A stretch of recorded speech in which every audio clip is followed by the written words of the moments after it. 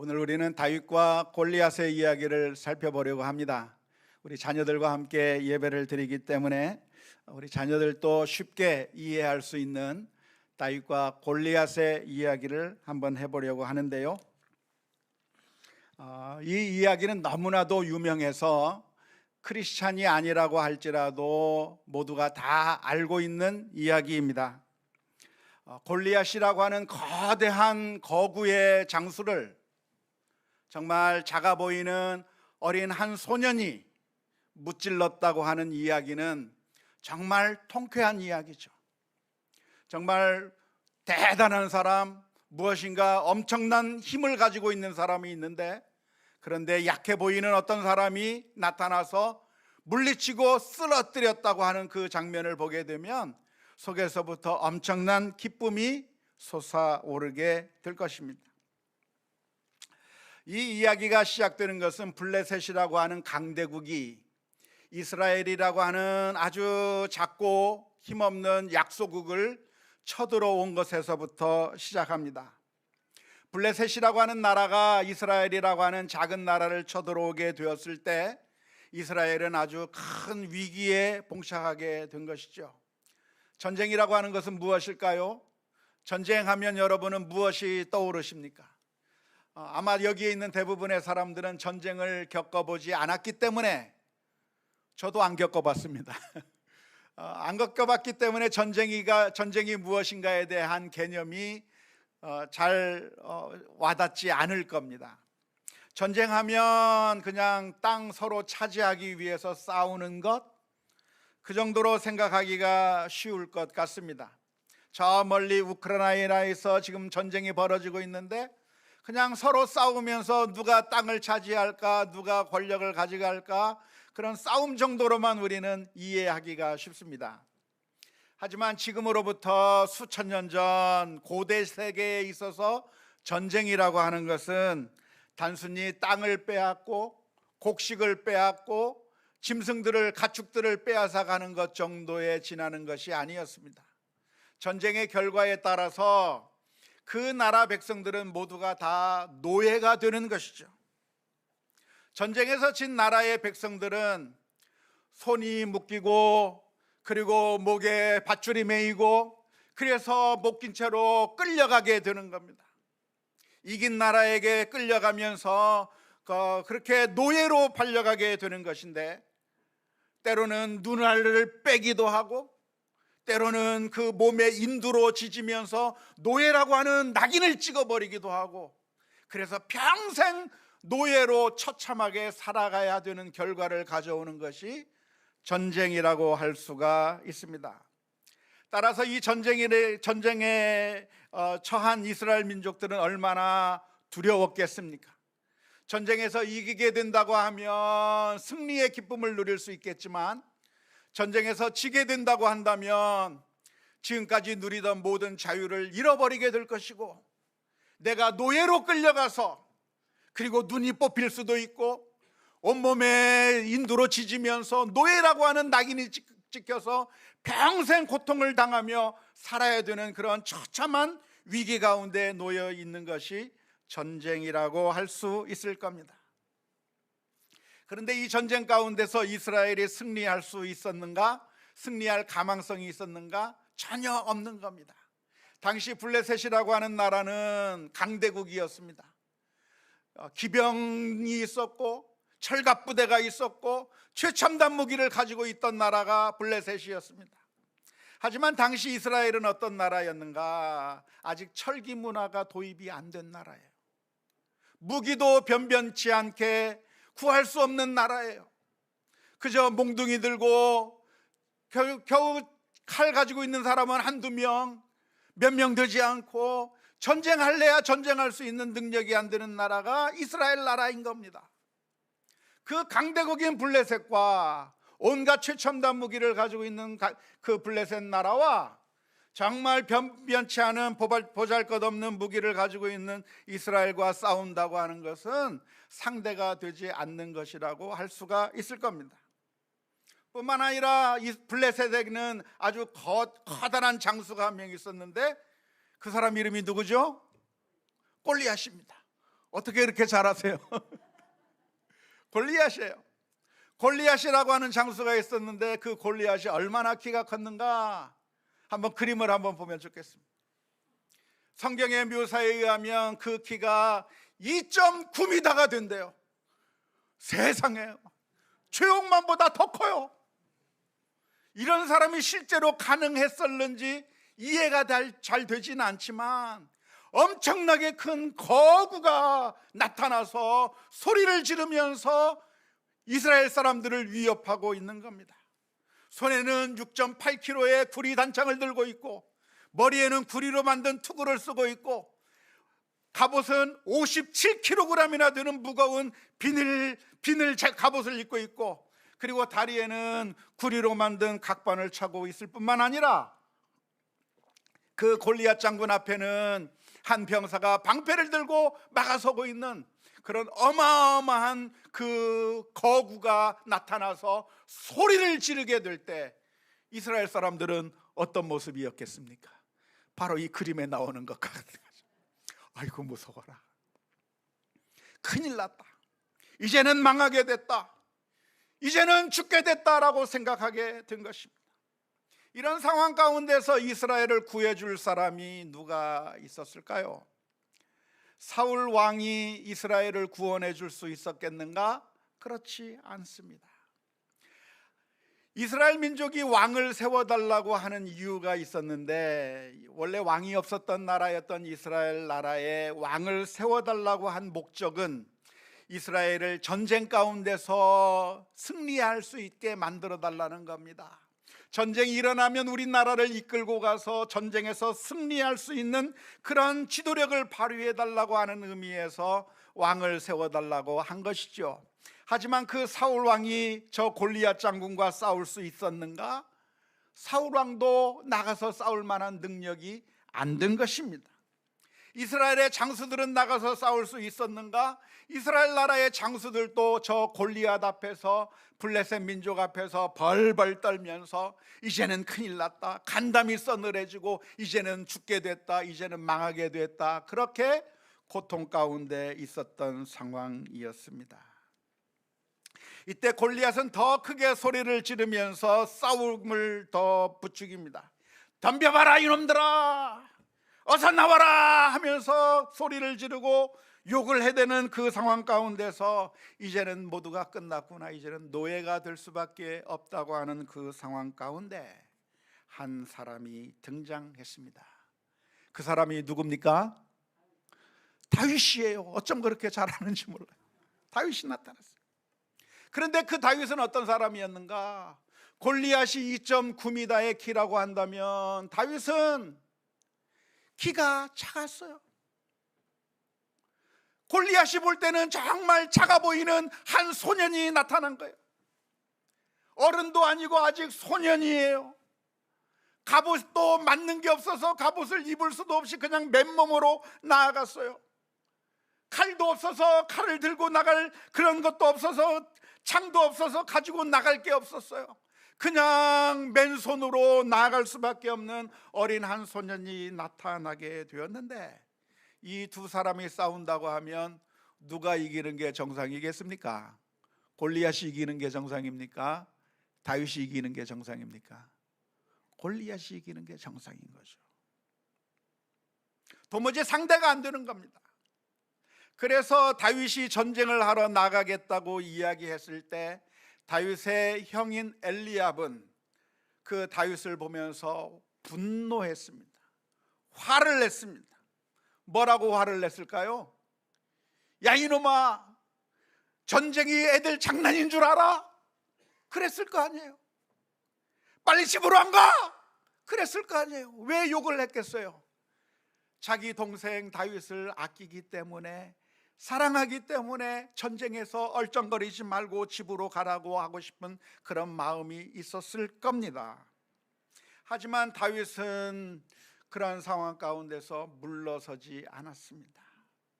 내가 이 골리앗과 싸우겠다고 하는 그 결심을 물리지 않았는데요. 왜냐하면 만일 자기가 물러서게 되면 그리고 전쟁에서 지게 되면 모두가 다 노예로 끌려간다고 하는 사실을 알았기 때문입니다. 가족들이 노예로 끌려가게 되고 내 친구들이 노예로 끌려가게 되고 우리 모두가 다 노예가 될 수밖에 없는 그런 것을 너무나도 잘 알았기 때문에 다윗은 그 상황 가운데서 물러선 것이 아니라 골리앗과 맞서 싸우려고 결단한 것이죠. 다윗이 이 순간에 걸음아 나 살려라 하면서 혼자 도망갔다고 한다면 자신의 목숨을 살릴 수 있었을 겁니다. 하지만 그렇게 하지 아니하고 나는 죽어도 괜찮다, 골리앗과 싸워서 죽더라도 내 부모 형제를 지키고 우리 민족을 지키겠다고 하는 그런 열정을 가지고 골리앗 앞에 나아가게 되었는데요, 그냥 나간 게 아니라 하나님을 의지하면서 나간 것이죠. 하나님 도와주세요. 객관적으로 보면 싸워서 이길 힘이 안 돼요. 분명히 골리앗이 훨씬 더 유리해요. 훨씬 더 키가 커요. 싸워봤자 내가 질 것만 같아요. 하지만 이 다윗은 하나님 앞에 기도하면서 나아가는 겁니다. 하나님 도와주세요. 저 블레셋 사람들이 정말 하나님을 모욕하고 있는데 하나님 도와주세요. 기도하면서 골리앗에게 나아가는 겁니다. 하나님 앞에 기도할 때 어떻게 기도했겠습니까? 하나님, 그 예전에 사자가 나타나서 우리 양들을 잡아먹으려고 할 때 하나님이 도와주셔서 그 사자를 물리치게 해주지 않았습니까? 곰들이 나타나서 우리 양들을 잡아먹으려고 할 때 그 곰을 물리칠 수 있도록 하나님이 도와주지 않았습니까? 하나님, 이번에도 좀 도와주세요 하면서 다윗은 그 골리앗 앞에 나가게 되었는데, 골리앗과 싸울 수 있는 그런 칼도 없고 힘도 없고 아무것도 없을 때 자기가 가지고 있는 물맷돌을 가지고 나간 거예요. 물맷돌을 가지고 나가면서 그 자갈을 5개 골라 넣어서 그리고 그 물맷돌을 돌려서 던졌는데 놀라운 일이 일어난 거예요. 그 물맷돌이 날아가서 누구를 맞췄습니까? 골리앗을 맞힌 거죠. 한번 그림 한번 보여주세요. 어떻게 하나? 저렇게 키도 작고 칼도 없고 창도 없는 한 어린 소년이 그 물매에다 돌을 넣어서 돌려서 그 돌을 골리앗에게 던졌을 때 그 골리앗이 중무장하고 있었지만 머리에도 구리로 만든 투구를 쓰고 있고 몸도 갑옷을 입고 있고 다리에도 각반을 차고 있고 다 방패를 가지고 있었지만, 그러나 갑옷으로 가릴 수 없었던 부분이 골리앗에게 있었던 것이죠. 어디가 비어 있습니까? 얼굴이 비어 있는 거예요. 또한 움직여야 되니까 어디가 비어 있었을까요? 팔꿈치도 아마 비어 있었을 것이고 무릎도 아마 비어 있었을 것이고, 비어 있는 그 조그마한 공간들이 있는데 그 몇 개의 공간 가운데 돌을 던져서 그 짱돌을 날려버릴 때 놀랍게도 그 돌이 어디로 날아갔는가? 하나님께서 도우셨기 때문에 그 돌이 어디로 가서 맞췄어요? 이마에 가서 박혀버렸다는 거예요. 어떤 히브리어 학자는 우리나라 성경에서 이마로 번역된 이 단어는 이마로 번역하기보다는 무릎으로 번역하는 것이 훨씬 더 옳다고 주장하는 학자도 있습니다. 따라서 어디에 맞췄는지 정확하게는 몰라요. 이마를 맞췄든 무릎을 맞췄든 아무튼 비어있는 그곳을 맞히게 됐는데, 그 순간에 그 거구의 골리앗이 쓰러져 버린 거죠. 쓰러져 버릴 때 그 순간 다윗은 잽싸게 달려가서 그 골리앗을 죽이고 전쟁에서 승리하게 됐을 때 이스라엘 민족들은 얼마나 기뻤을까요? 이제는 죽었구나 싶었는데 승리하게 되는 그 순간에 얼마나 기뻤을까요? 무슨 노래를 불렀을까요? 오 필승 고리야 불렀을까요? 그게 아니라 사울이 죽인 자는 천천히요, 다윗이 죽인 자는 만만히로다 하면서 모든 사람들이 기뻐 노래하는 겁니다. 왜냐하면 얼마 전까지만 해도 이제는 끝났구나, 이제는 죽었구나, 이제는 노예로 팔려갈 수밖에 없구나, 우리들에게는 소망이 없구나 생각했던 이스라엘 민족인데, 정말 생각지도 못한 어린 소년이 나타나서 키가 조그마한 그 녀석이 나타나서 물맷돌을 던져 골리앗을 쓰러뜨리는 그 모습을 보게 될 때 이스라엘 민족들이 너무나도 기뻐서 노래하고 찬양하게 되었던 것입니다. 결국 다윗은 우여곡절을 많이 겪기는 했지만 이스라엘의 두 번째 왕이 됐습니다. 그 뒤로부터 이스라엘은 더 이상 겁날 게 있었을까요? 없었을까요? 겁날 게 없습니다.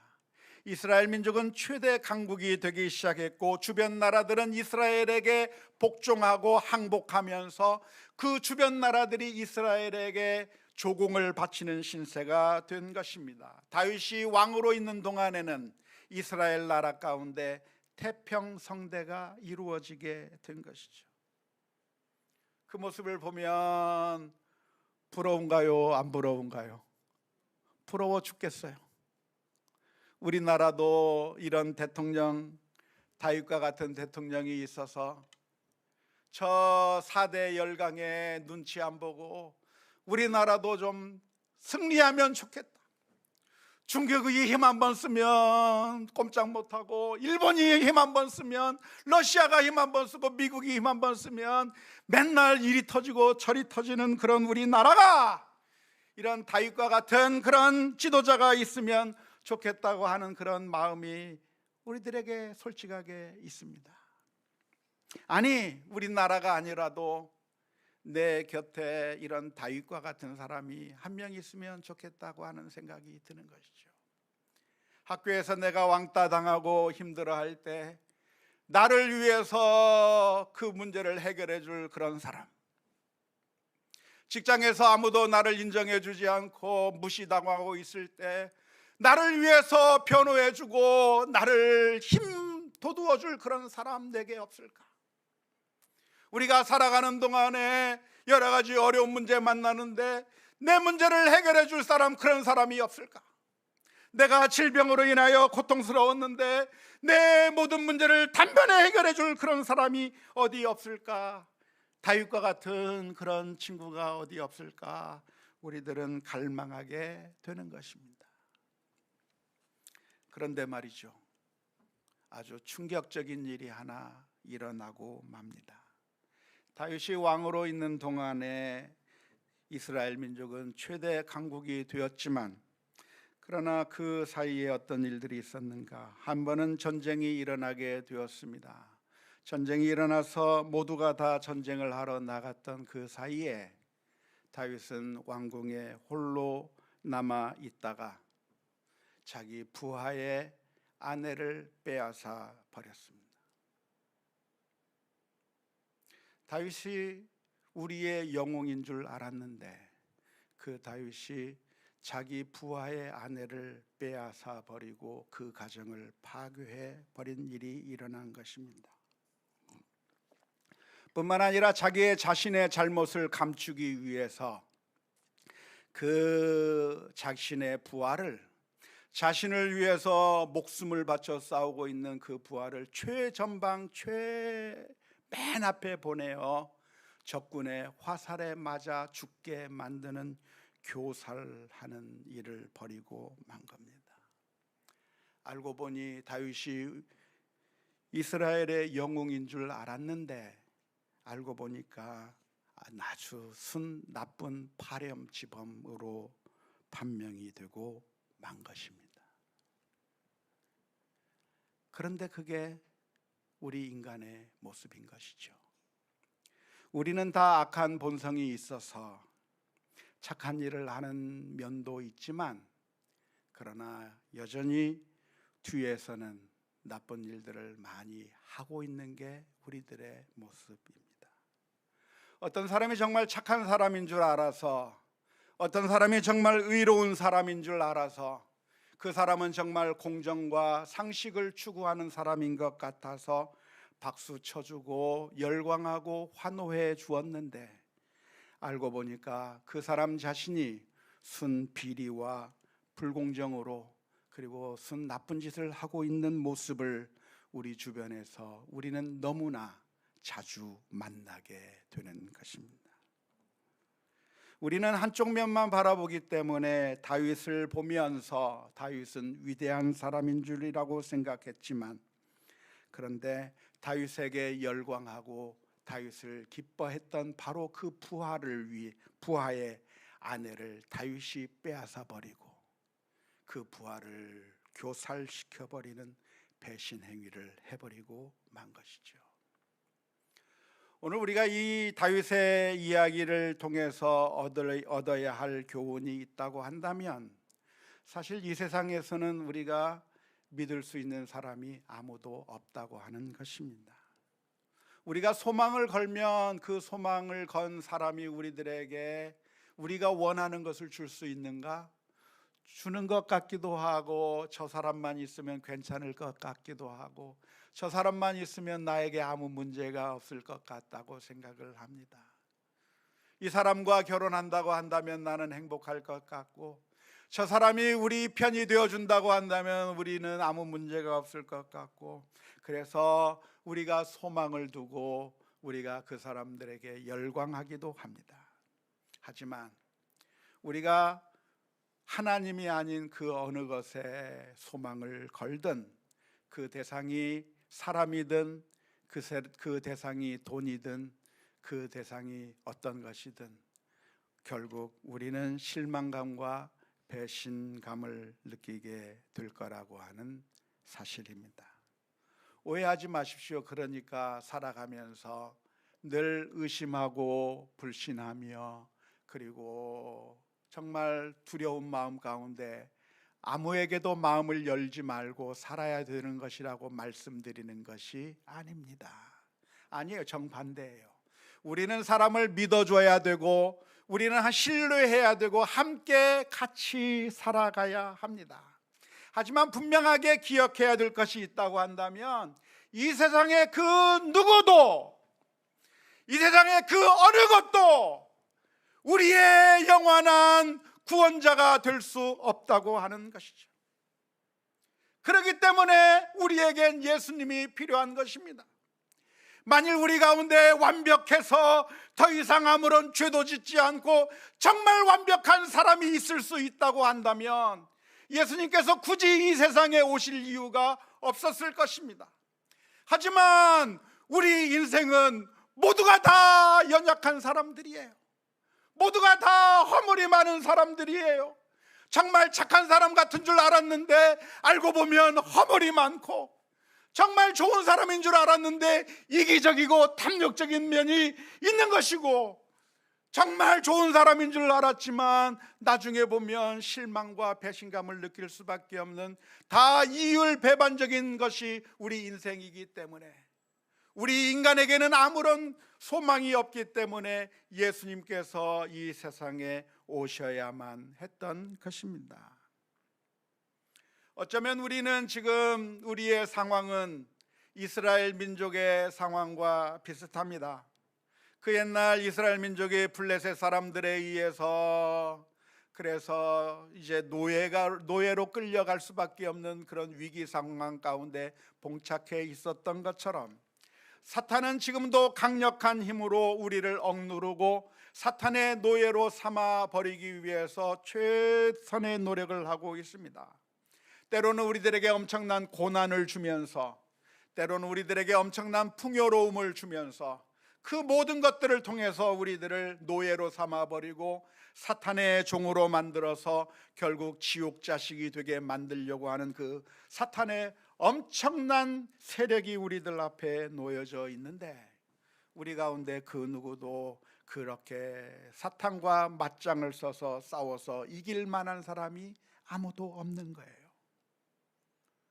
그렇기 때문에 예수님께서 이 세상에 오셨습니다. 그 옛날 다윗이 골리앗과 싸우려고 나갔던 것처럼 예수님께서는 이 세상에 오셔서 아무런 힘도 없는 나약한 어린아이의 모습으로 이 세상에 오셨고, 그리고 아무런 창과 칼이 없이 그냥 홀홀단신의 모습으로 이 세상에 오셔서, 그래서 이 세상의 거대한 세력 앞에서 십자가 위에 못 박혀 죽게 하면 죽을 수밖에 없는 그런 나약한 모습으로 예수님께서 오셨습니다. 그런데 놀라운 것은 그 주님께서 죽을 줄 알았는데, 그러나 다시 부활하셔서 다시 살아나셔서 사탄을 완전히 물리치심으로 말미암아 저와 여러분들의 구세주가 된 줄로 믿습니다. 우리가 살아가는 가운데 우리는 사람들에게 소망을 둘 때가 많이 있습니다. 하지만 우리가 분명하게 기억할 것이 있습니다. 이 세상에 그 누구도 완벽한 사람은 없습니다. 우리 자녀들을 가르치는 교사 선생님들은 완벽하기 때문에 우리 아이들을 가르치고 있는 것이 아닙니다. 이 자리에서 하나님의 말씀을 전하고 있는 저는 여러분들보다 훨씬 더 도덕적으로 뛰어나기 때문에 이 자리에 서 있는 것이 아닙니다. 여기서 전할 수 있는 것이 무엇이냐면, 나와 같은 죄인을 위해서 예수님께서 오셨다는 거예요. 그리고 나와 같은 죄인을 위해서 피 흘려 주심으로 말미암아 우리를 구원해 주신 그 주님이 나의 주님이 되실 뿐만 아니라 우리 모두의 주님이 되신다고 하는 사실을 이야기할 수밖에 없는 것입니다. 우리가 살아가는 동안에 우리가 가지고 있는 소망이 무엇입니까? 우리는 누구에게 소망을 두고 있습니까? 남편에게 소망을 두고 있습니까? 아내에게 소망을 두고 있습니까? 아니면 우리 선생님에게 소망을 두고 있습니까? 아니면 우리 부모님에게 소망을 두고 있습니까? 정말 튼튼할 것 같았던 우리 부모님이 나약해질 수밖에 없는 모습을 보지 않습니까? 우리가 소망을 걷던 우리 아이들이 우리의 소망과는 달리 엉뚱한 길로 가는 것을 보지 않습니까? 때때로 우리가 신앙생활하면서 우리가 믿고 신뢰했던 목사님이 쓰러져가는 모습을 보지 않았습니까? 우리가 믿고 신뢰했던 장로님이 나쁜 짓을 하는 것을 보지 않았습니까? 저는 어떤 분을 만났는데 지금은 교회를 떠난 분이에요. 왜 떠났는가? 교회에서 일어나는 일들을 보면서 배신감을 느낀 거죠. 세상에 저런 나쁜 사람이 장로라니, 세상에 저렇게 나쁜 사람이 목사라니, 그 모습을 보면서 교회를 떠난 것이죠. 그런데 그게 떠나야 될 이유가 아니라 바로 그 이유 때문에 예수님께서 이 세상에 오신 거예요. 우리는 구세주가 될 수가 없고, 우리는 완벽한 인생이 될 수가 없고, 우리는 무엇인가 조금 잘하면서도 그러나 또 다른 뒤로는 호박씨를 까고, 뒤로는 나쁜 짓을 하고, 또 이기적이고 탐욕적이고 연약한 모습을 보일 수밖에 없는 인생들이기 때문에 우리 예수님께서 우리를 건져내시기 위하여 이 세상에 오신 것입니다. 이 사탄의 권세는 너무나도 커서 골리앗의 2.9m 키보다도 훨씬 더 큰 사탄이 우리를 노예로 삼고 우리를 마귀의 종으로 삼아서 우리를 파멸시킬 수밖에 없는 그 상황 가운데서 예수님께서는 홀로 그 사탄과 맞닥뜨려서 사탄의 권세를 물리치시고 죽음의 권세를 쓰러뜨리시고 저와 여러분들의 구세주가 된 줄로 믿습니다. 우리의 삶 가운데 참된 주님은, 우리의 참된 구세주는 다윗과 같은 위대한 인물이 우리의 구세주가 아니라 예수님만이 우리의 참된 구세주라고 하는 사실을 기억하면서 주님 앞에 나아가야 될 줄로 믿습니다. 우리 주변에서 일어나는 여러 가지 모순들, 황당한 일들, 슬프게 만들고 우리를 실망스럽게 만드는 일들을 볼 때마다 우리가 좌절하고 넘어질 것이 아니라 바로 그 이유 때문에, 그 엄청난 사탄의 권세에서 우리를 구원해 주실 분은 오직 예수님 한 분밖에 없다고 하는 사실을 기억하면서 오늘 또 주님을 바라보는 믿음의 결단이 있어야 될 줄로 믿습니다. 그 믿음을 가지고 주님을 바라보며 늘 오늘 또 다시 일어서고 또 일어서는 그런 믿음의 귀한 결단들이 있을 수 있기를 주님의 이름으로 축원합니다. 우리 함께 같이